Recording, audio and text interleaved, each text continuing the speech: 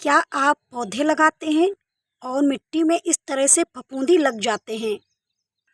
कभी कभी क्या होता है कि हम पौधे लगाते हैं अपने गार्डन में और मिट्टी का चुनाव भी अच्छे से करते हैं। उसके बाद भी हमारे पौधे की मिट्टी में फफूंदी लग जाते हैं। तो इसके लिए आप घरेलू उपाय भी कर सकते हैं।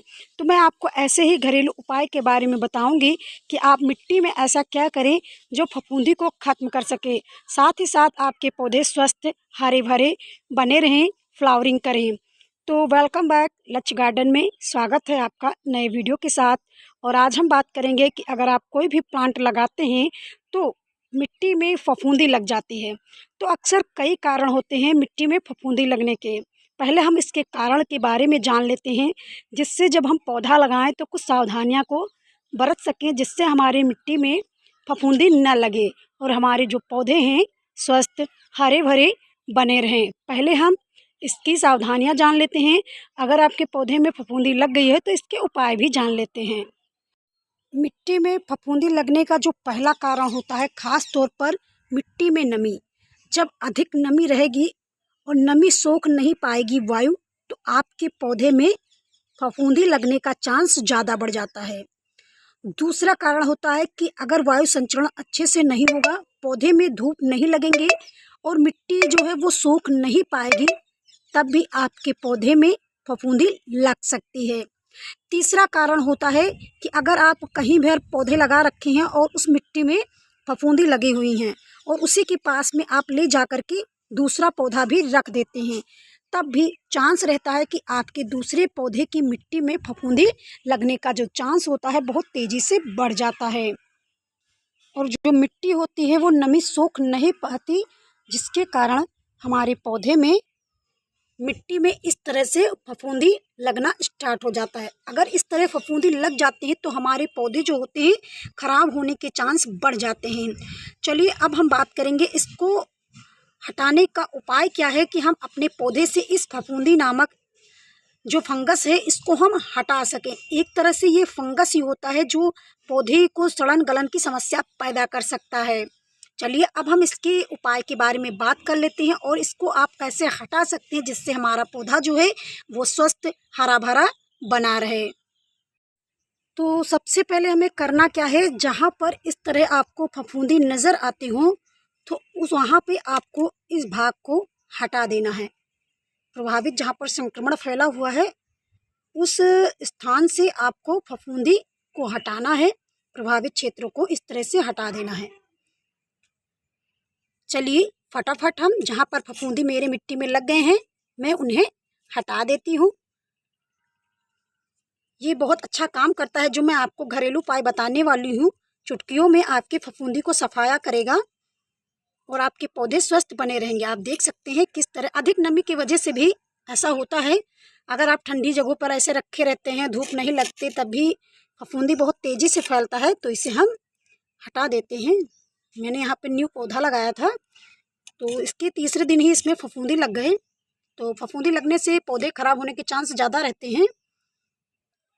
अब आपको यहाँ पर 4 चीज़ों की आवश्यकता पड़ेगी। 1 लीटर पानी, साफ स्वस्थ पानी लेना है और एक स्प्रे बोतल और लिक्विड सोप, नीम ऑयल और बेकिंग सोडा। अगर आपके पास नीम ऑयल नहीं है तो आप शैम्पू और बेकिंग सोडा का इस्तेमाल करके मिट्टी में फफूंदी को हटा सकते हैं जड़ से। वैसे मैं बता दूं, नीम ऑयल सबसे बढ़िया प्राकृतिक कीटनाशक है। सभी प्रकार के कीड़े फंगस वगैरह फफूंदी को मारने में बहुत सक्षम होता है। इसीलिए नीम ऑयल का इस्तेमाल अपने पौधे पर ज़रूर करना चाहिए। इससे आपके पौधे बहुत स्वस्थ बने रहते हैं।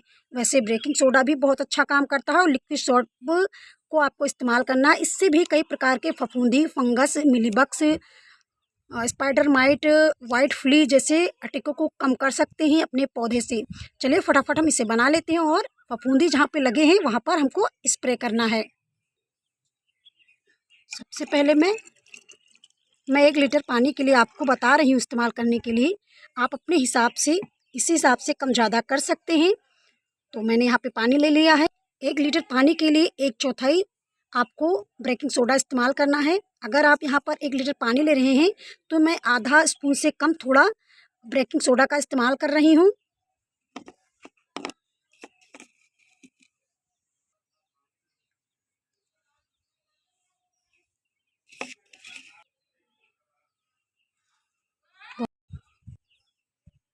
बहुत अच्छा असरदार है, बिल्कुल वरदान जैसा है ये मिट्टियों के लिए। 1 लीटर पानी के लिए नीम ऑयल का अगर आप इस्तेमाल कर रहे हैं तो 5 से 10 बूंद ले सकते हैं, आपको कोई दिक्कत नहीं है। और मैं यहाँ पे कम से कम 250 ग्राम ml पानी ले रही हूँ, तो मैं यहाँ पे केवल 2 बूंद का इस्तेमाल कर रही हूँ।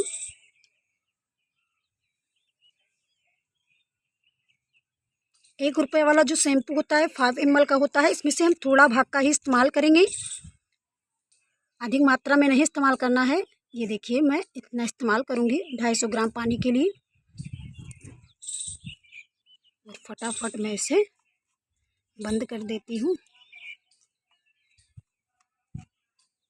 अब आप जहाँ से फफूंदी को हटाए हैं प्रभावित क्षेत्रों से, तो वहाँ पर हम इसका छिड़काव करेंगे।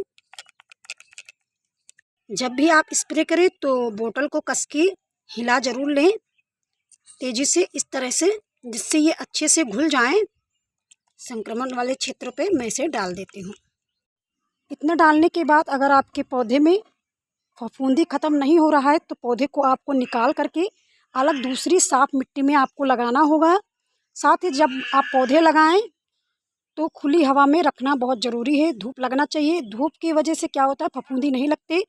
खुले हवादार के स्थान पर आपको पौधे रखना है। अगर आपको जानकारी अच्छी लगी हो तो प्लीज़ वीडियो को ज़रूर लाइक करें, चैनल को सब्सक्राइब करें। मिलते हैं हम अगले वीडियो में ऐसी नई जानकारियों के साथ। तब तक के लिए धन्यवाद।